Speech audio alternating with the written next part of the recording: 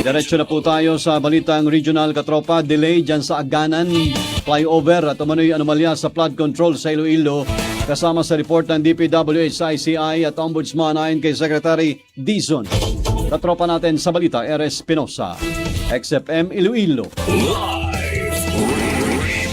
Report. Ipinasiguro ni Department of Public Works and Highways Secretary Vince Dizon ang investigasyon sa ipinahayag na maanomalian na flood control projects at iba pang mga infrastructure projects sa Iloilo. Ang mga ito ay kabilang sa ipinasang dokumento ng ahensya sa Independent Commission on Infrastructure at Ombudsman. Ayon kay Dizon na habang nagpapatuloy ang pagtapos ng mga proyekto, nagpapatuloy rin ang investigasyon ng Ombudsman upang managot ang lahat ng nasa likod ng mga maanomaliang proyekto sa Iloilo. Isa sa mga proyektong ito ay ang Aganan Flyover sa Pavia, Iloilo kung saan tinatayang 6 na taon na mula nang ito ay sinimulang i-construct ngunit hanggang ngayon ay hindi pa natapos-tapos. Sumobra na rin sa 1 bilyong piso ang nailaan na budget sa nasabing flyover. Dagdag ni Dizon na muli siyang babalik sa Iloilo upang ma-inspect ulit ang development ng Aganan Flyover. Mula dito sa XFM 100.7 Iloilo. Para sa nagkakaisang Pilipino sa Pilipinas, ito si Katropang Era Espinosa, XFM.